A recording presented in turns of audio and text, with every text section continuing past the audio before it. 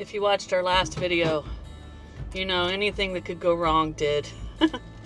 But this video is going to be a 100% reset. We are turning things around.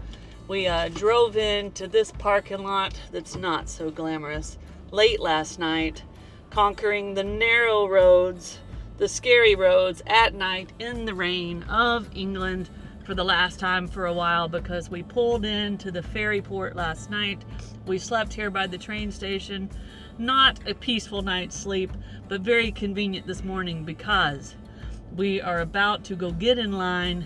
It's time to get on the ferry. Where are we going, Curt? We're going to France. Back in the Schengen, Yep. Another 90 days. Yeah. And I gotta tell you guys, we have a loaded itinerary in the next 90 days, so we are super excited. Yeah. Starts with France, skirts a little bit across France. Normandy. Yeah, we're going to Normandy. We got a few things to do in that area. Skirt across a little bit of France, not all of it. And I'm going to keep the next part a secret for a little bit. But let's go get on this ferry, guys. I think it's about 4 hours, and I think a total of 180 pounds, which I think is maybe around 230-ish US dollars. So, but we did get a cabin because we did that last time, and we liked being able to shower in there and relax. The cabin costs 30 pounds, so that's probably almost $40, but I think it's worth it. Packed a lunch. Let's go. Bonjour. Bonjour. Au revoir. Goodbye, England. Goodbye, United Kingdom. You have been fantastic to us. We will be back. Don't worry. Sometime next year, we'll spend another 3 months in this wonderful part of the world. But for now, we're hitting, not the road, we're hitting the ferry. Let's go. In the water.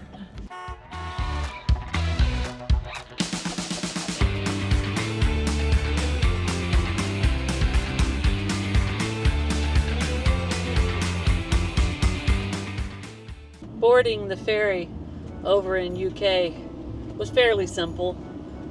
The customs lady was nice. We went right on. We were one of the last ones to board, and the ferry definitely wasn't full. We went up to our room. Not quite as nice as our room that we took when we went to to Ireland on a ferry. Showers were good. The showers were good, and we were able to relax in there. 4-hour ride. Nothing exciting happened. Then we got off of the ferry in France, and just a reminder, we have been in the United Kingdom driving on the left side of the road, which to us is the wrong side, for over 100 days.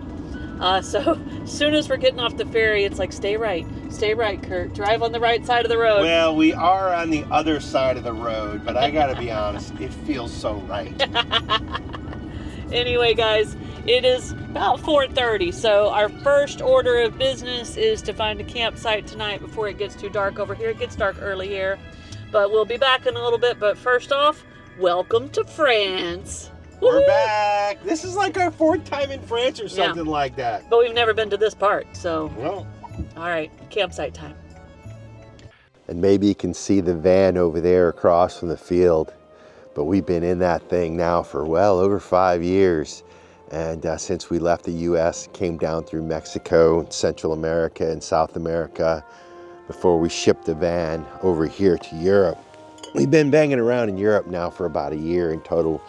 We've been on the road for a little over 5 years, but we've always been excited about coming right here to Normandy, France.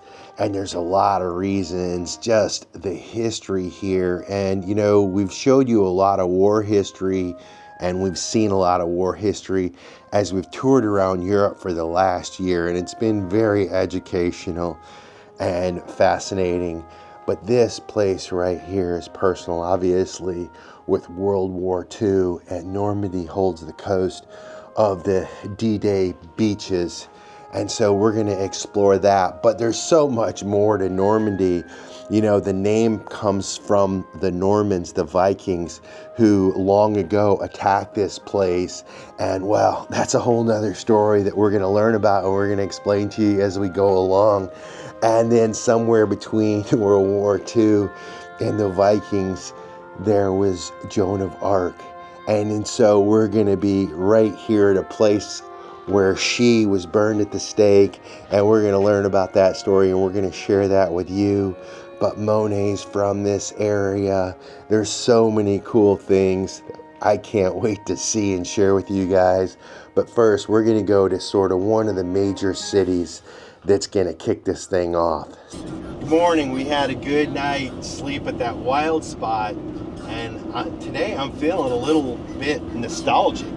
We're back in France, and this is almost 1 year from the first time we arrived here.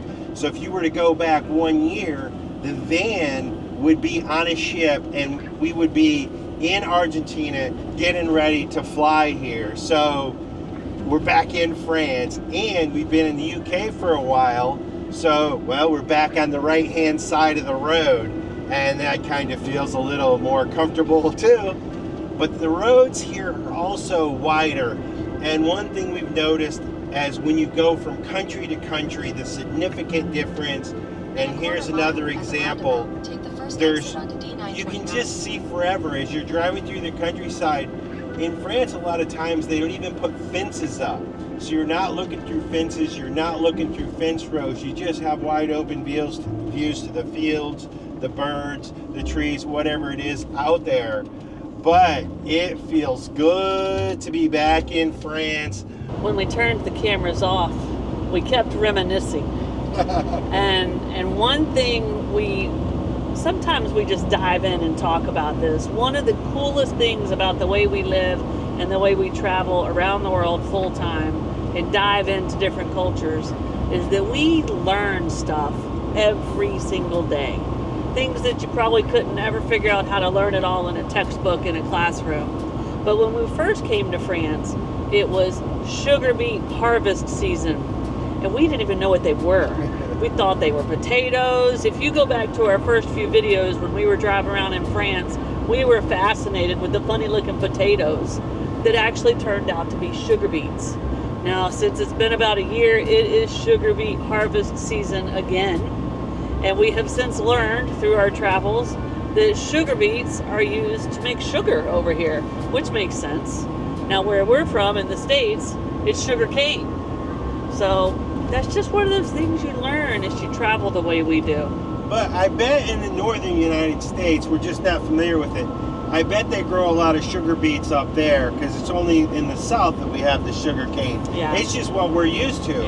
Yeah, for sure.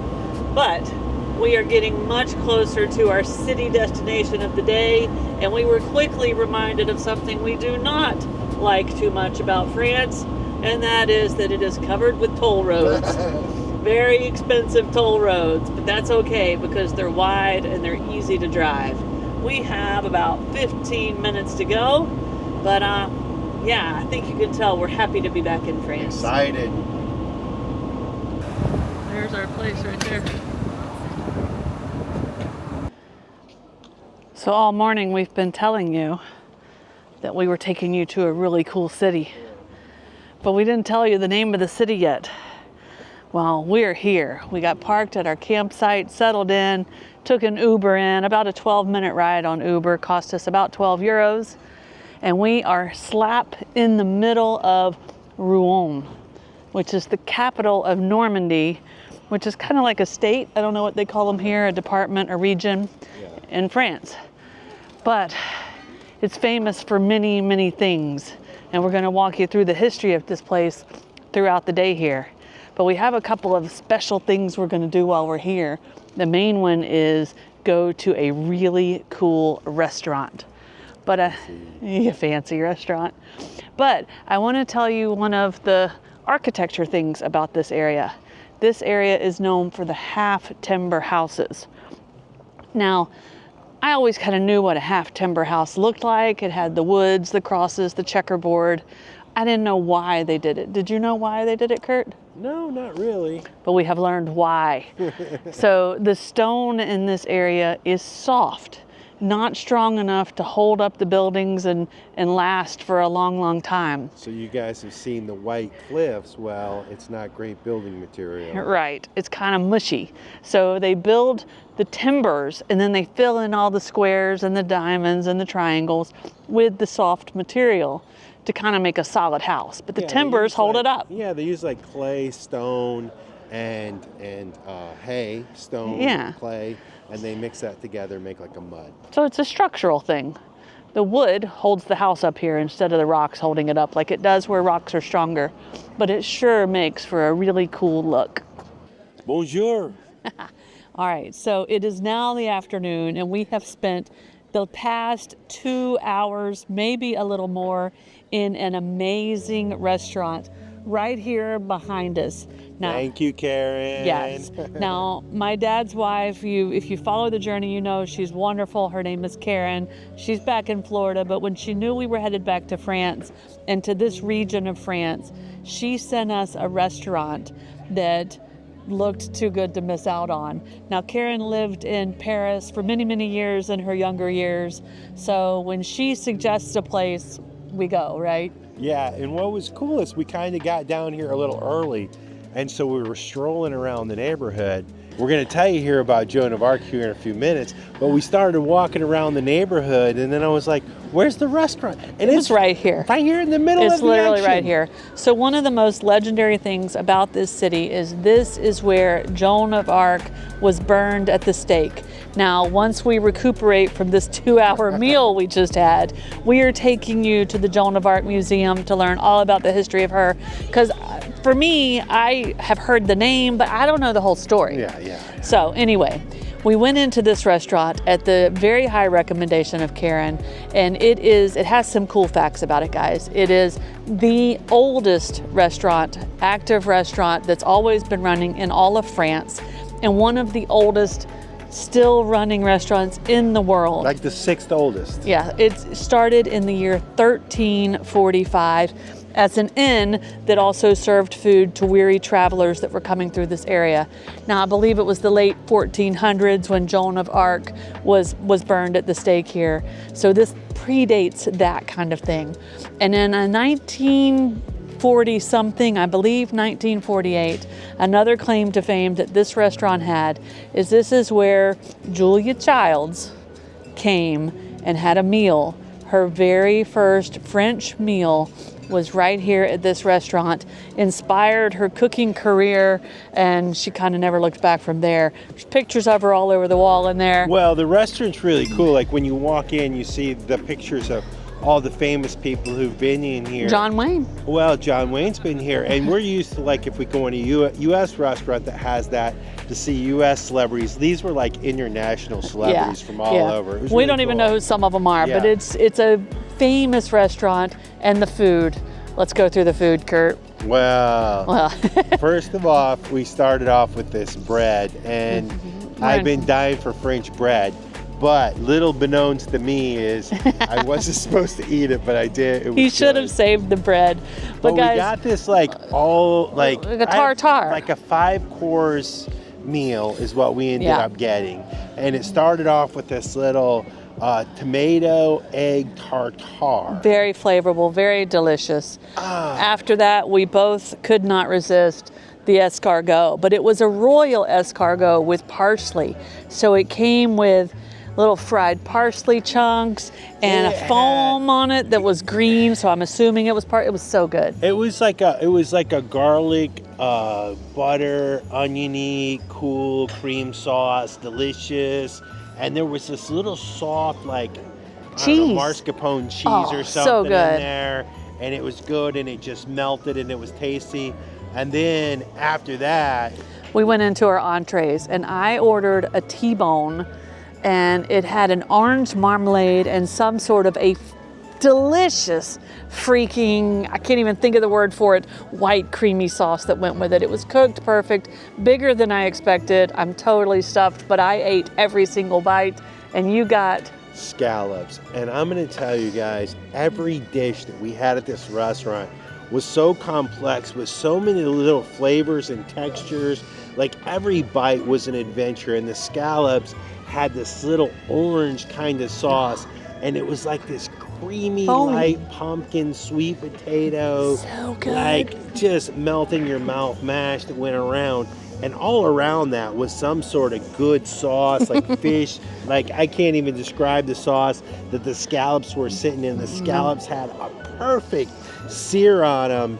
And there was roasted vegetables and there was stuff. But I was just It was so like, good. every bite was like It was heaven. delicious, delicious. And then they brought out, the next course was a cheese board. Cheese board. And they brought out this giant cheese board that must have had 50 different types of cheeses on it. Alan, our waiter, was amazing. He went They were through very every. patient with us. They were patient with our I think the French. whole whole restaurant was patient. entertained by us.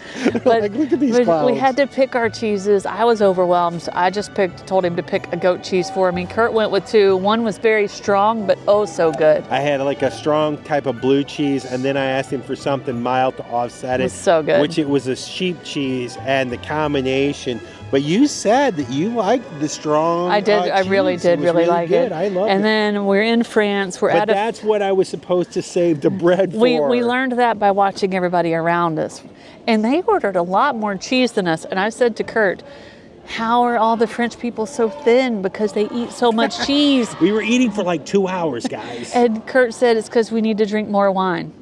What do y'all think? Anyway, I kid with that. I joke with that. But then we ended up, we're in France, and it was on the menu, and we were splurging. Well, no, the dessert was included, That's what I and said. we had the creme brulee, or not the creme brulee. No, a souffle. Souffle. I had an orange marmalade, no, an orange liqueur souffle, and you had an apple something Yeah, souffle. mine was apple, and this thing was like, so fluffy. it looked better than it tasted. It looked really good. I learned, so I don't like eggs. So I learned I'm not a true souffle fan, but I am very happy that this is where I tried one. It was good, and I thought they were a little more cakey, but probably, I don't know. Anyway, We learn as we go, guys. we enjoyed the experience for sure. But while they were doing that, they dropped this tray of like chocolates. and cookies, and Yeah, it's like comes with the coffee, the little tiny coffees. Guys, it was perfect, and it's all thanks to Karen There and were my so dad many for unique- recommending it. And like so many like unique different flavors and Yeah. textures. Like it lit up every single thing on your palate and yeah, more. it was so good. It was so good. And now, quite honestly, we could use a nap. But we can't do that because we're in this amazing city full of incredible history. And before we get to Joan of Arc, as we walk down these streets, we have to tell you about the really cool Viking history that started here, Yeah. because it dates back to the 900s. And that's how Normandy got its name from the Vikings. Yeah, but we're gonna take a little break, maybe do some jumping jacks or run around the block or something to try to wake ourselves We're up. going for a walk, guys, in a cool city. That's what we're going to do. Let's go. We'll be back in a minute with more information on the Viking.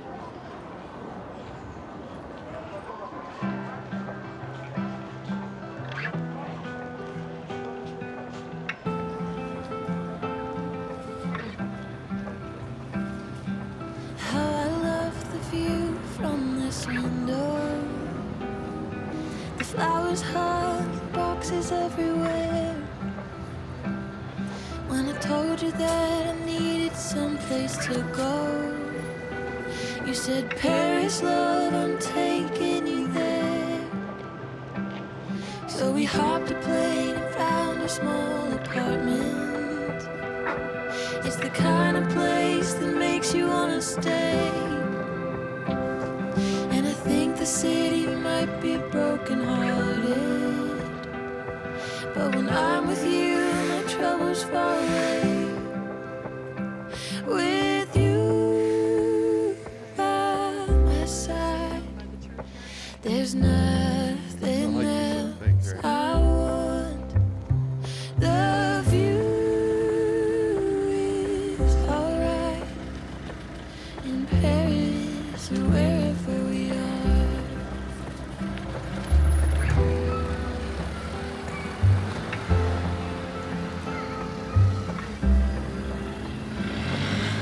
I love the view when I'm beside you. We walk the streets of Paris hand in hand. There's a magic in this place that I've never felt. Just like we're in a dream that never ends. With you by my side, there's nothing else I want. The view is alright in Paris or wherever we are.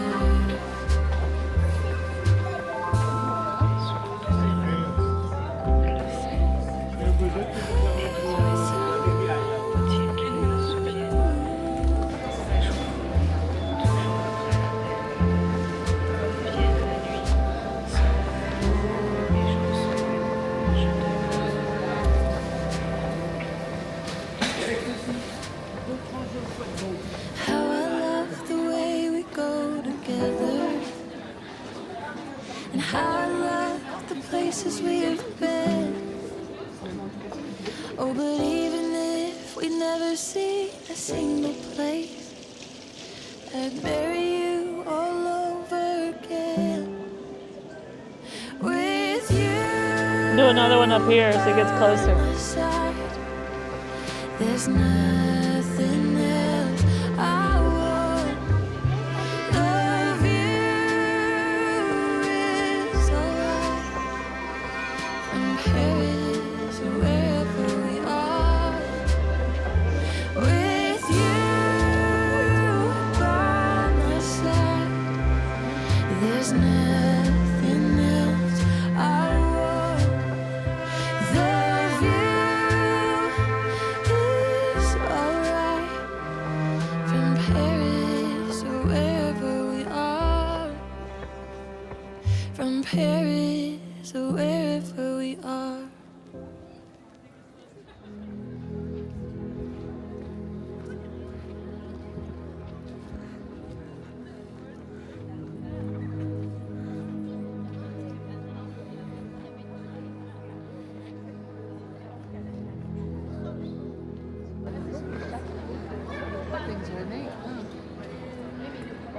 It's pretty ornate and weathered too, you know?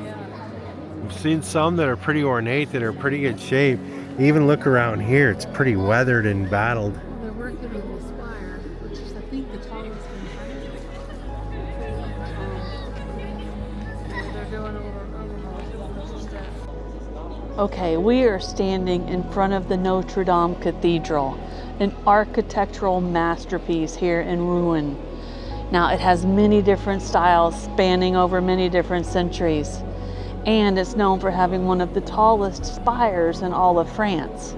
But right now, it looks like that spire's getting a little renovation work done to it. Construction started way back in the 11th century, and it's been a major pilgrimage site since. And we even found out that the heart of Richard the Lionheart is buried right here in this church. Now, if that sounds familiar to you, it's because Richard the Lionheart is famous from like Robin Hood times. Isn't that kind of cool? This cathedral's seen some serious history. It survived wars, revolutions, and even a fire during World War II. But despite all of that, it still stands tall, a testament to human resilience and architectural genius. The Gothic architecture, the stained glass windows, the intricate carvings that are everywhere, this cathedral is absolutely amazing.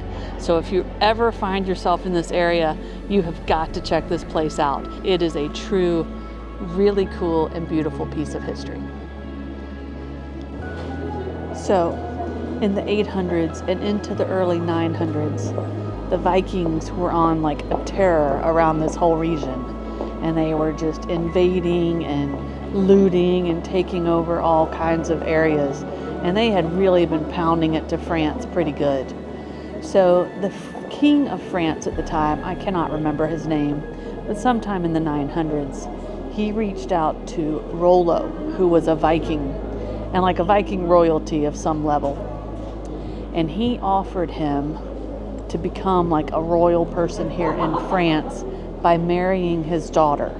And part of the deal was he would become French by marrying the princess, and then he would have to become a Christian. That was a very important part of it. And he would be given this whole region of Normandy. And this town we're in now is where he kind of set up shop and started his own kingdom. And the biggest part of that, his main job for being given all of that, was he had to defend France, mainly from the Vikings, because they were the one everybody was so scared of at the time. So that's kind of how the Normandy region got its name, the Normans and all of that, and that's how they started to fend off the Vikings. And it's just kind of a really cool part of the history of this area, especially if you're like us and like 10 years ago when the Viking shows came out on TV and you watched them all. That's Rollo. That's like the brother that turned bad. So it's kind of cool to be right where it literally happened. All right, so we've left the church which I forgot to mention and tell you guys is a famous church that has been in many of Monet's paintings. So that's a cool little fact I wanted to make sure we shared. But we've walked around the block, around this church, and it's huge, isn't it, Curt? It is giant, both inside and out. And it is super ornate. It's so cool. Inside and out. It is an amazing church. But we've walked around to the backside, down a little alleyway, and we are about to take you inside the Museum of Joan of Arc. So let's go do that, guys. We've mentioned Joan of Arc a few times already today as we've been walking around these cobblestone streets. And I know most of us have probably heard of Joan of Arc, and some of us may actually know more about her story than others. But she's so important to this part of France that we're going to take a minute and tell you a little bit about the story of Joan of Arc.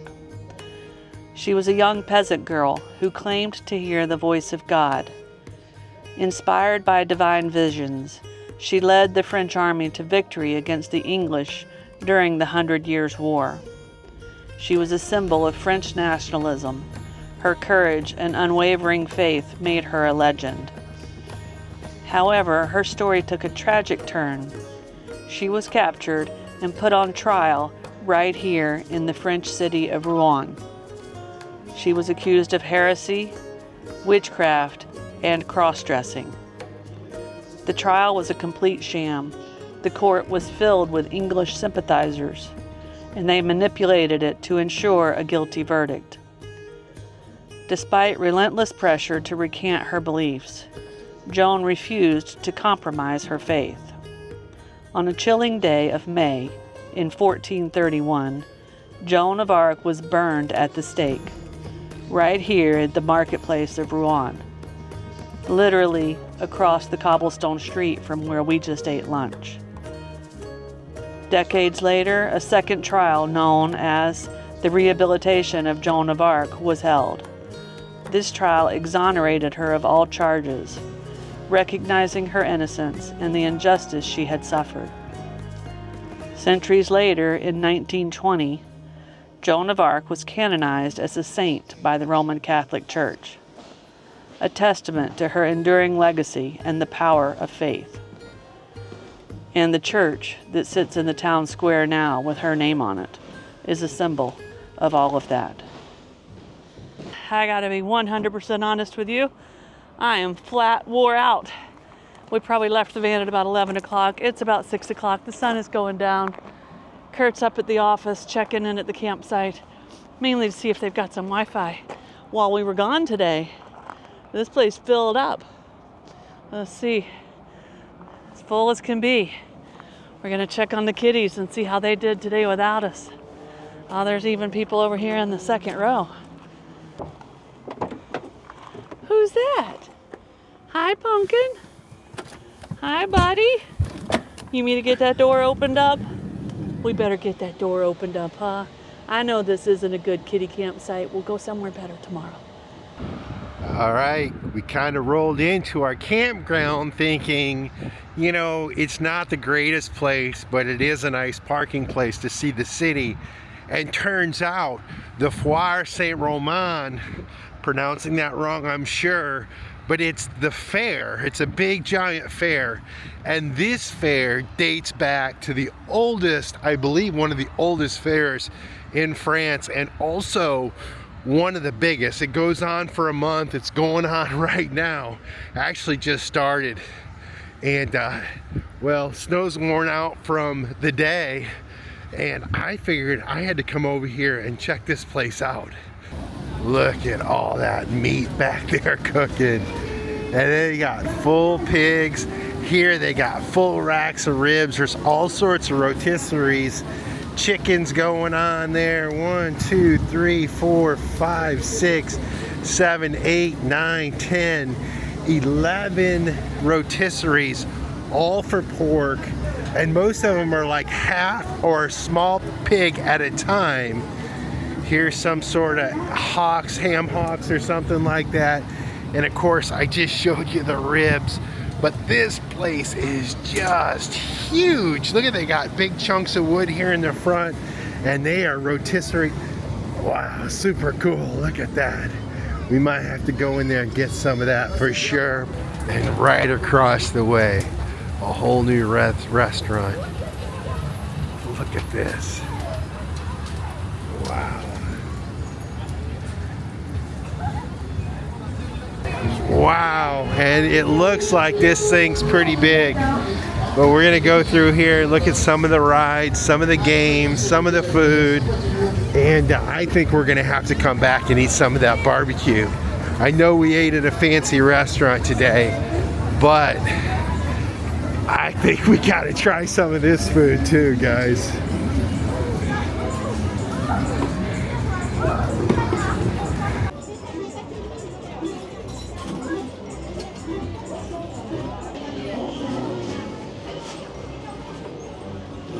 Happy man, what's up, buddy?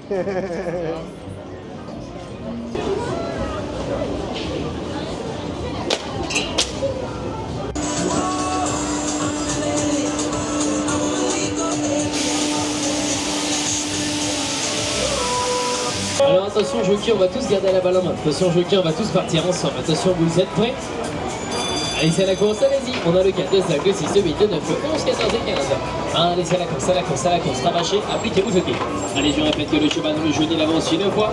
Dans le bleu, 2 fois, dans le rouge, 3 fois. Les lignes par longueur. 4 en deuxième position, 5 et 4, 6 et 8, 11 et 14 et 15 et les 9. Attention, 4 et 5 à l'arrivée. Attention, on peut finir. Les derniers mètres, le 5 ou le 4.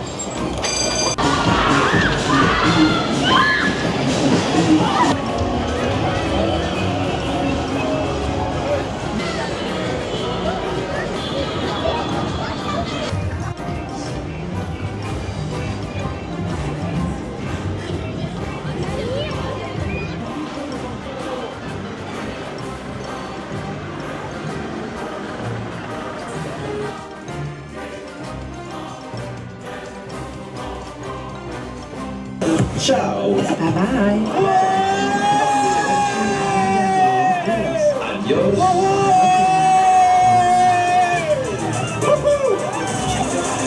All right, I gotta tell you, that was kind of the cleanest, nicest fair that I've ever been to.